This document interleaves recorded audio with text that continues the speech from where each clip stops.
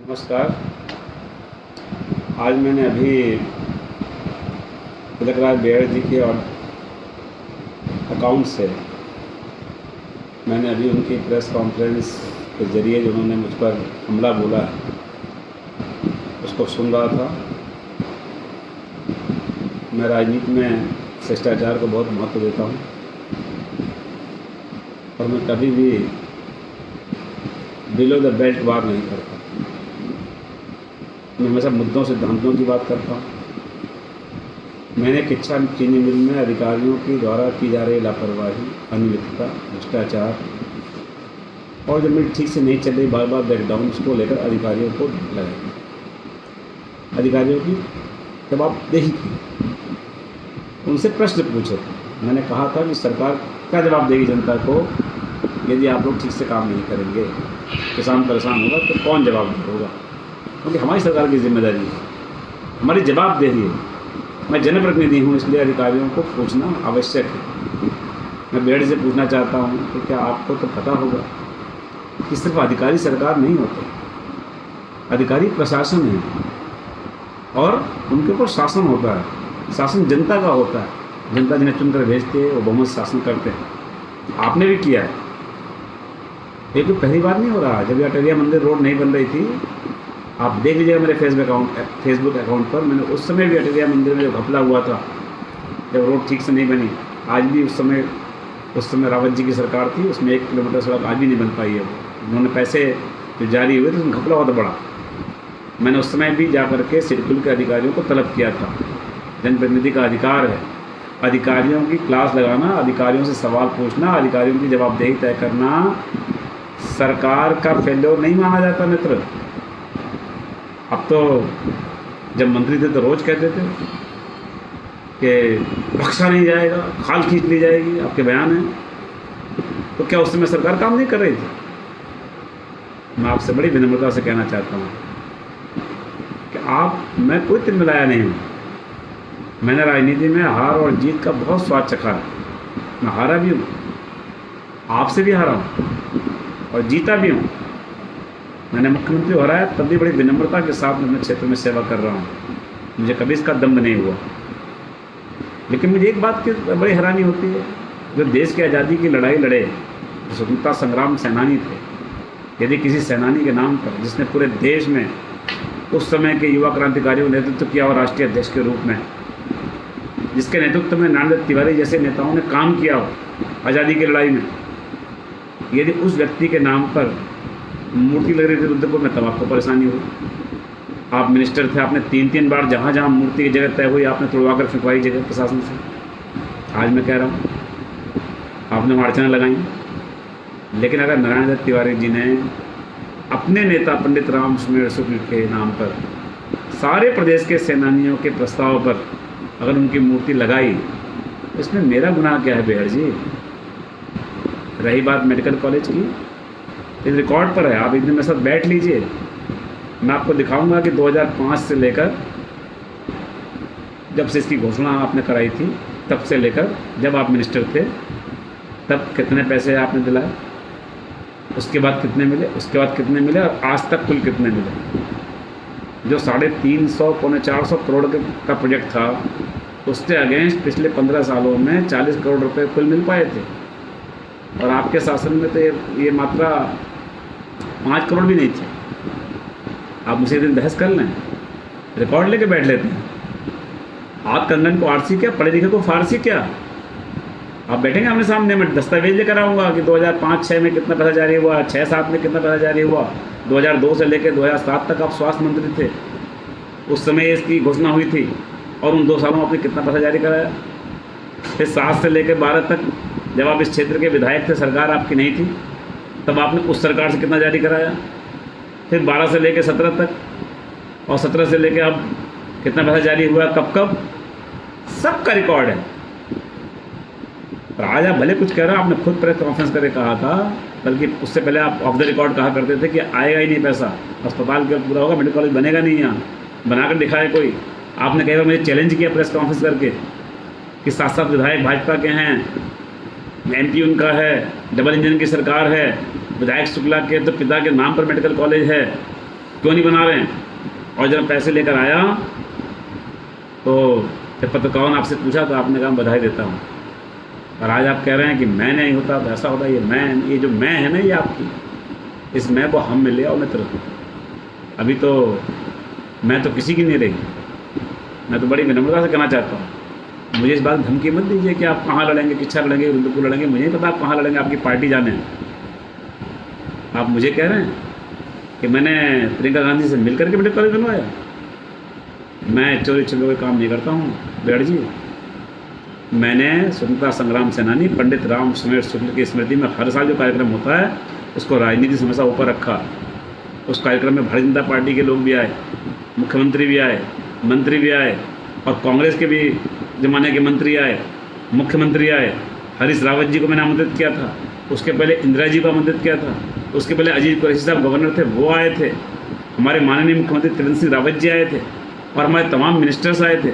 तो हमने कभी उसको राजनीतिक चश्मे से नहीं देखा। सेनानी और शहीद पूरे देश के होते हैं। और अगर हरीश रावत जी ने वहाँ पर घोषणा कर दी कि हम एक संस्था के नाम पर करेंगे, और उन्होंने रुद्रपुर में निर्माणाधीन मेडिकल कॉलेज का नाम पंडित राम सुमेर शुक्ल के नाम पर रखा, इसमें आपको क्यों परेशानी हो रही है? पंडित राम सुमेर शुक्ल तो स्वतंत्रता सेनानी होने के साथ साथ कांग्रेस के भी नेता थे, और आपको बहुत परेशानी है। तो आप घोषणा कर दीजिए कि जब आपकी सरकार आएगी और आप मुख्यमंत्री होंगे तो आप उसका नाम बदल दीजिएगा। और आपको मेरे पिता के नाम पर बहुत ऐतराज़ है तो अपने पिता के नाम पर रख दीजिएगा, अपने पिताजी के नाम पर उस मेडिकल कॉलेज का नाम रख दीजिएगा। मुझे कोई ऐतराज़ नहीं होगा।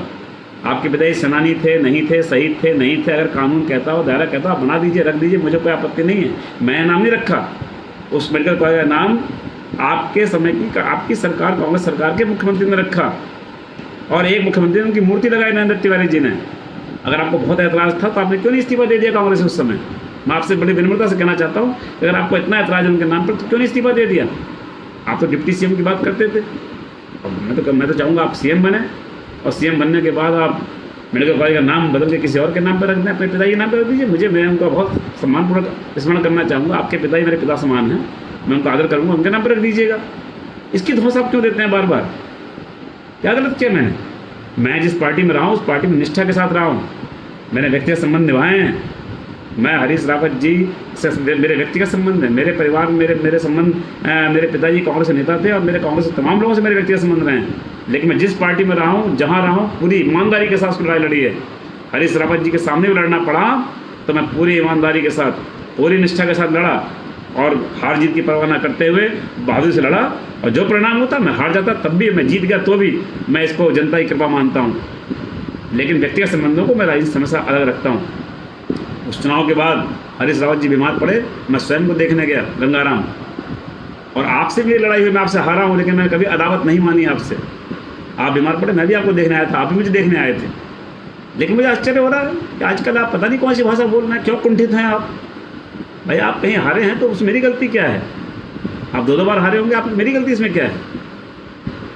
मैं तो आपको हमेशा आप कहता हूँ, लेकिन आप पूरे उत्तराखंड में सबसे कमज़ोर मुझे समझते हैं, बार बार मेरे मुँह में डालते हैं। मुझे तो आश्चर्य हो रहा है। जो लोग आपको कहते हैं कि अमरीश पुरी है, जो लोग आपको कहते हैं कि ये एबटाबाद में से लादेन मारा गया, ऐसे मारा जाएगा, कुछ लोग कहते हैं जब लालू नहीं रहे तो कालू नहीं रहेगा, तब तो आपकी बोलती बंद हो जाती है, तब आपके मुंह से कोई आवाज़ नहीं निकलती। और हम लोग जो राजनीतिक शुचिता के साथ, ईमानदारी के साथ, लोकतंत्र में पक्ष प्रतिपक्ष सबका सम्मान करते हुए और अपनी जनता की सेवा में लगे हैं, जनता के लिए काम कर रहे हैं। मैं आपके खिलाफ कोई बयानबाजी नहीं करता। मैं अगर अपने चीनी मिल में जो मेरी विधानसभा क्षेत्र में है उसके ईडी को या कुछ कह रहा हूँ, आपको क्या परेशानी हो रही है? और आपको बहुत परेशानी हो रही है तो आप कहिए कि हाँ चीनी मिल ठीक चल रही है, आप कहिए ईडी ने और सबने अच्छा काम किया है, गन्ना किसान कहीं परेशान नहीं है, विधायक शुक्ला झूठ बोल रहा है, सबको पर्चियाँ मिल रही है, कहिए ना। और यदि नहीं है ऐसा, कोई अधिकारी गड़बड़ कर रहा है तो ये सरकार गड़बड़ नहीं कर रही है, वो अधिकारी गड़बड़ कर रहा है। और अधिकारी को चेक करना, अधिकारी की जवाबदेही तय करना, अधिकारी से जाकर जवाब तलब करना, सवाल पूछना, ये जनतंत्र में, लोकतंत्र में मेरा अधिकार है और इस अधिकार का मैंने पालन किया है। इसमें आपको कोई आपत्ति नहीं होनी चाहिए। और मैं छुप कर नहीं मिलता। देहरादून में दून स्कूल में मेरा बेटा पढ़ता है, वहाँ प्रियंका जी का बेटा भी पढ़ता था। हम लोग एक प्रोग्राम में थे, हमारी फ़ोटो खींची, उस फोटो को मैंने फेसबुक पर डाला मैं ऐसा नहीं करता कि इस पार्टी में रहूं और दूसरी पार्टी के राज्यसभा के कैंडिडेट को वोट दे आऊँ और बाद में मुझे मेरा टिकट काट दिया जाए, मुझे पार्टी छोड़नी पड़े। ऐसे काम मैंने नहीं किए हैं। मैं जहाँ रहा हूँ पूरी निष्ठा के साथ रहा हूँ। व्यक्तिगत संबंधों को व्यक्तिगत जगह रखा है, राजनीतिक संबंधों को राजनीतिक जगह रखा है। और जहाँ तक सवाल जवाब का बात है, पिछली बार मैं जीता था, मैंने 5 साल के सवालों का जवाब दिया है, तब जीत कर आया हूँ। और इस बार भी अगर मैं जीता हूँ तो जिन लोगों से मेरे चुनाव रहा है, हरीश रावत जी से मैं लड़ा हूँ, हरीश रावत जी आए एक दिन, करें मुझसे बहस, करें बात, मेरी कहाँ कमी है। आप किस हिस्से से मुझसे पूछ रहे हैं वहाँ किच्छा से? आप तो किच्छा को छोड़ के भाग आए थे जब आप स्वास्थ्य मंत्री थे। किच्छा की जनता ने आपको जिताया था, लेकिन जब रुद्रपुर किच्छा में से आपको चुनना पड़ा तो आप तो किच्छा को छोड़कर भाग आए। किच्छा के पिछड़ेपन, किच्छा का जिला मुख्यालय का ना होना, किच्छा में परगना अधिकारी तक ना होना, किसके कारण हुआ? किच्छा का परगना अधिकारी रुद्रपुर में किसने बिठाया? कौन लोग थे? कौन सरकार थी? किच्छा इतना अपेक्षित रहा, कौन जिम्मेदार था? किच्छा में क्या किया आपने? एक डिग्री कॉलेज तक तो किच्छा को दे नहीं पाया। एक एसडीएम जो उनको किच्छा के नाम पे आया था वो तक तो आपने दिया नहीं, उसको रुद्रपुर बिठा दिया। आज जब किच्छा की सेवा हो रही है, किच्छा के लिए काम हो रहा है, किच्छा का विकास हो रहा है, तो आप तिलमिला क्यों रहे हैं? और रुद्रपुर ने अगर आपको नकार दिया, इसमें किच्छा वालों क्या गलती है? अगर रुद्रपुर में आप चुनाव नहीं जीत रहे, इसमें किसकी गलती है? जहाँ तक रह गया राजनीति की बात कि मैं करूँगा, मुझे मालूम है, आप करो, समय आएगा बताऊँगा कि रुद्रपुर जाऊँगा, किच्छा जाऊँगा। अगर आपको इतना श्योर है तो फिर आप अभी क्यों गए थे चड्ढा के साथ आप पार्टी के अध्यक्ष से मिलने, केजरीवाल से? क्यों वहाँ 9 सीटों की बात और 1 सीट की बात किन लोगों ने कराई और किसने की? आपको पता नहीं है? किस तरीके से वहाँ नकारा गया, किस तरीके से वहाँ से आपको बैरन लौटाया गया, ये किसको नहीं पता है क्षेत्र में। इसलिए उन सब बातों को यहाँ कहने की आवश्यकता नहीं है। पहले अपनी पार्टी में तय करिए। आपकी पार्टी में अगर फॉर्मूला बन गया है कि 2 बार हारों को टिकट नहीं मिलेगा, तो इसमें भारतीय जनता पार्टी क्या गलती है? अपनी पार्टी का फॉर्मूला बदलवाइए और जहाँ से आपकी इच्छा वहाँ से लड़िए। लेकिन आप ये सोचते हो कि मेरे खिलाफ अनगल प्रचार करके और झूठ सच बोल करके मेरी पार्टी के नेतृत्व को गुमराह करके आप मेरा टिकट कटवा लेंगे और भाजपा में घुस जाएंगे, तो भाजपा में आप नहीं घुस पाएंगे। भाजपा आपको नहीं ले सकती। भाजपा ऐसे लोगों को कभी नहीं लेगी जिन्होंने उन्हें किसी मौके पर धोखा दिया हो। धोखेबाज लोगों को भाजपा पसंद नहीं करती। भारतीय जनता पार्टी ऐसे लोगों के लिए बिल्कुल रास्ता बंद करके रखती है जिन्होंने उनके साथ धोखाधड़ी की है। मैं आपसे फिर बड़ी विनम्रता से कहना चाहता हूँ, जनता की आप सेवा करें, आप स्वस्थ रहें। पहले तो अपने स्वास्थ्य की भी चिंता करें। मैं तो प्रभु से कामना करता हूँ कि आप स्वस्थ रहें, प्रसन्न रहें और जनता की सेवा करें। कुर्सी मिलती है, नहीं मिलती है, पद मिलता है, नहीं मिलता है, जरूरी नहीं पद मिले सबको। बहुत सी इच्छाएँ अपेक्षाएँ होती हैं, नहीं पूरी हो पाती हैं। इसमें इतनी बौखलाने की आवश्यकता नहीं है, तिलमिलाने की आवश्यकता है। आप सेवा करें। रह गई मेरी बात, तो मैं हमेशा आपको आप ही बोलूँगा। मैं कभी आपको अम्बरीश पुरी नहीं बोल सकता, मैं कभी आपको लादेन नहीं बोल सकता, मैं कभी आपको कालू नहीं बोल सकता, ऐसा कुछ लोग बोलते हैं और जिनसे आप डरते भी हैं। तो अगर आप चाहते हैं कि इस तरह की भाषा बोली जाए तो ये मेरे संस्कारों में नहीं है। मैं आपसे कह रहा हूँ कि मुझे अपना काम करने दें, आप अपना काम करें। आप जहाँ चाहते हो, जहाँ आपका भविष्य आपको दिखता हो, आप पार्टी में दिखता हो, भाजपा में दिखता हो, कांग्रेस में दिखता हो, जहाँ आप जो जोड़ लगा सकते हो, जहाँ जुगाड़ लगा सकते हैं आप लगाइए। लेकिन कृपया करके मेरे बारे में झूठ सच फैलाने की, अफवाह फैलाने की कोशिश न करिए। मुझे बड़ी विनती, और उससे कुछ होने वाला भी नहीं है। मैं सारे इम्तिहान पास करके आया हूँ। जिसे मेडिकल कॉलेज मेरे पिताजी के नाम पर किया गया, उसके बाद भी मैंने परीक्षा दी। उसके बाद मेरे सामने उसी व्यक्ति ने जिन्होंने नाम पे किया था लड़ने आए। अगर मेरी कांग्रेस से कोई सांठ-गांठ होती तो मैं उनसे चुनाव लड़ने से इनकार कर देता, हट जाता चुनाव मैदान से, या डमी हो जाता, हॉस्टाइल हो जाता, घर में बैठ जाता। लेकिन नहीं, एक बहादुर योद्धा की तरह मैं चुनाव लड़ा। मेरा कद बहुत छोटा था माननीय मुख्यमंत्री जी के सामने। मैं तो एक बार का एमएलए था सिर्फ, वो भी विपक्ष का एमएलए था। लेकिन मैं बड़ी ईमानदारी और बड़ी बहादुरी के साथ अपनी पार्टी के ने जब से भरोसा किया था, जो पार्टी ने मुझे इस योग्य समझा था कि मैं वहाँ मुख्यमंत्री को टक्कर दे पाऊँगा, मैंने अपनी पार्टी के साथ पूरी निष्ठा के साथ उस चुनाव को लड़ा। और आप सब पूरे क्षेत्र की जनता का आशीर्वाद, प्रभु कृपा थी कि मुझे जीतकर सेवा करने का अवसर मिला है। मैं आपसे भी कहना चाहता हूँ कि जहाँ रहिए, जिस पार्टी में रहिए, ईमानदारी मेरे साथ रहिए। अगर आपके मन में कहीं ये हो कि ये 8-10 टिकट ले आएँ, आपसे ले आएँ, इससे ले आएँ, उससे ले आएँ, किससे ले आएँ, और ला करके फिर हम सौदेबाजी करें और ऐसा करें वैसा करें, तो उन सब चीज़ों का मुझे नहीं लगता कि उत्तराखंड में कोई स्थान है, वरना उत्तराखंड में इस बात को कोई पसंद करता है। आप ईमानदारी से सेवा करिए, आपका भविष्य आगे आएगा। हार जीत लगी रहती है, इसमें कोई बहुत हतोत्साहित होने की बात नहीं है। मुझसे प्रेरणा लीजिए, मैं तो 2 बार हारने के बाद 2 बार MLA हारा, MP हारा, फिर भी लगा रहा, फिर आप जैसे मित्रों की शुभकामनाओं से जीत करके भी आया, दोबारा जीत कर आऊँगा। आप मुझसे तुलना करते हैं अपनी। मैं तो पहली बार सत्ता पक्ष का विधायक बना हूँ, पहली बार जिंदगी में विधायक हूँ और सत्ता पक्ष का विधायक पहली बार बना हूँ। 3 साल सत्ता में हूँ।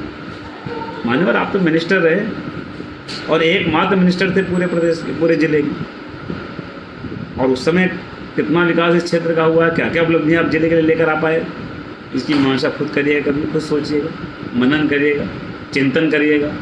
क्या क्या किया आपने, क्या क्या हमारे क्षेत्र को बड़ी उपलब्धियाँ दिला पाए, क्या काम करा पाए। ठीक है, आपने जितना किया होगा आपका सम्मान है, जनता ने उतना सम्मान आपको दिया। अब जनता ने हम लोगों को अवसर दिया, नौजवानों को, नए लड़कों को, नौजवानों को। हम लोग कर रहे हैं सेवा जितनी बन पड़ रही है। हर बार हम भी इम्तिहान देते हैं। जनता खुश होगी तो हमें दोबारा पास करेगी, जनता नहीं खुश होगी तो हमें फेल करेगी। इसकी हम परवाह नहीं करते। हमारा काम अपना काम करना। मैंने अपने क्षेत्र का हवाई अड्डा नहीं जाने दिया बाहर। आज 900 करोड़ रुपए इन्वेस्ट होंगे किच्छा क्षेत्र में। आज किच्छा में मॉडल डिग्री कॉलेज में लेकर आया। जिस डिग्री कॉलेज की झूठी घोषणा आप लोगों की सरकार ने की थी, पूरी नहीं की थी, उसके लिए भारत सरकार के सहयोग से 12 करोड़ लेकर आया। उसका टेंडर भी हो गया और क्लासेस शुरू हो गई, पढ़ाई शुरू हो गई। मैंने वो SDM जो किच्छा का रुद्रपुर बैठा दिया गया था और आप सब लोग तमाशा देखते रहे। मैंने किच्छा का अधिकार किच्छा की जनता को दिलाया। किच्छा के SDM को मैं किच्छा पहुँचा कर आया। मैंने इसकी लड़ाई लड़ी, और जब लड़ाई लड़नी होती है तो सबसे लड़ता हूँ, चाहे वो अधिकारी हो, चाहे वो कोई सामने हो। जनता का हित मेरे सर्वोपरि है।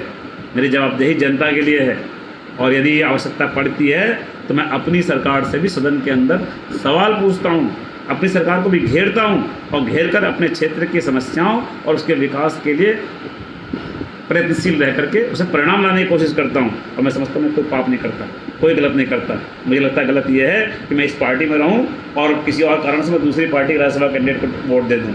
वो सब गलत है, वो पाप है। अपनी पार्टी से लड़ करके जनता का विकास कराना, अपनी सरकार से कह करके जनता का विकास कराना, अपनी सरकार से लड़ करके समस्याओं का निराकरण कराना कोई पाप नहीं है सर जी।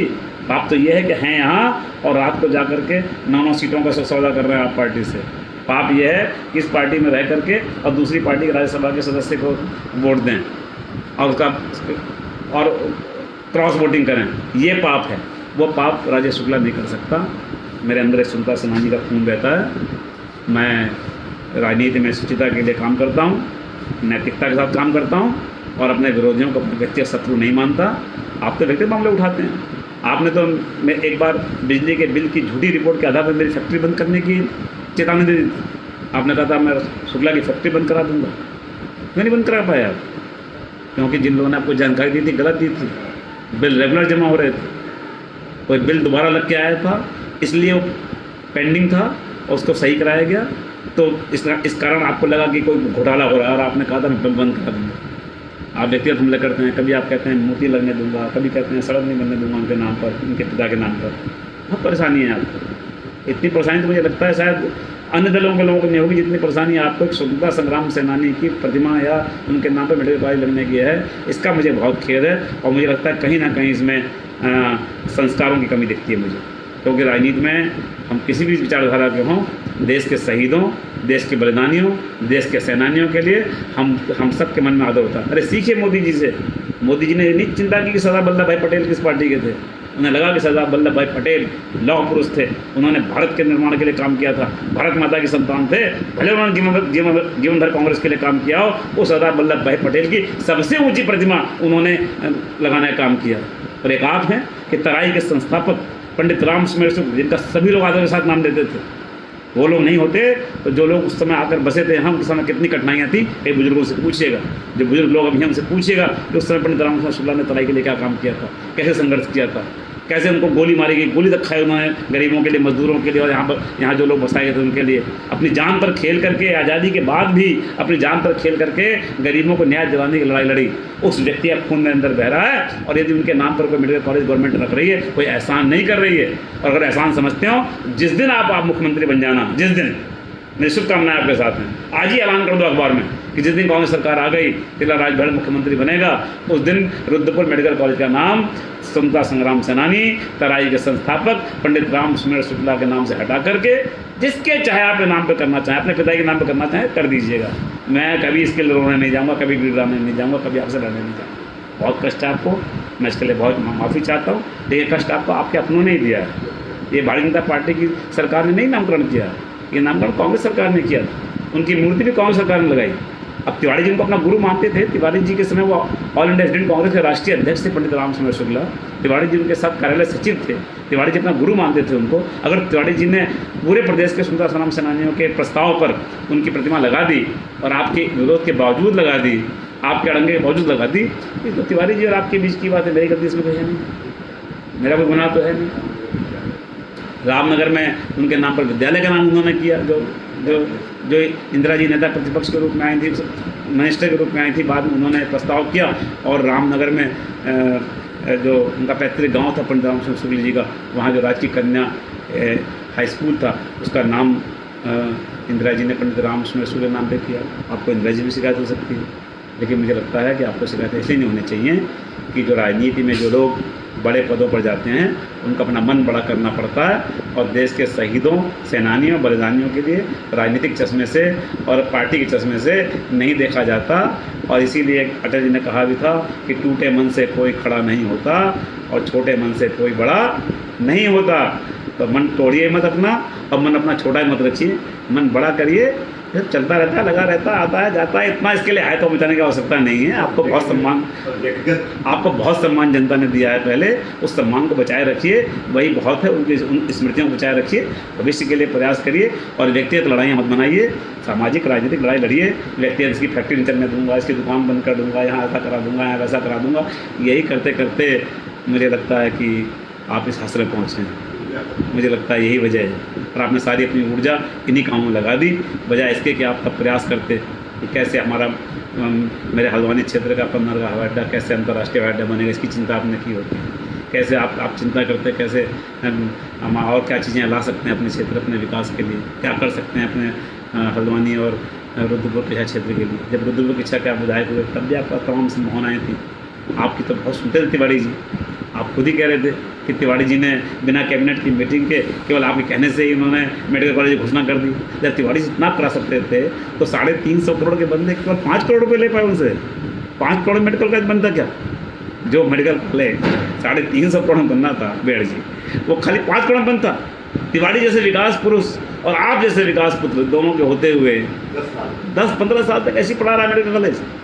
तो मुझे लगता है कि आपका छोटा भाई आपकी उम्मीदों में खरा उतरा है।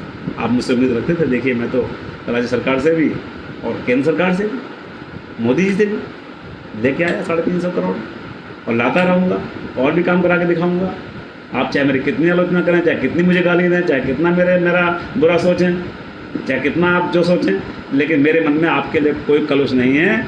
मैं फिर कह रहा हूँ, मैं हमेशा आपको आप कहूँगा, बड़ा भाई कहूँगा, चाहे जो भी हो। मैं कभी आपको इस जुबान से मैं कभी आपको अमरीशपुरी नहीं कह सकता, मैं कभी आपको कालू नहीं कह सकता, मैं कभी आपको लादेन नहीं कह सकता।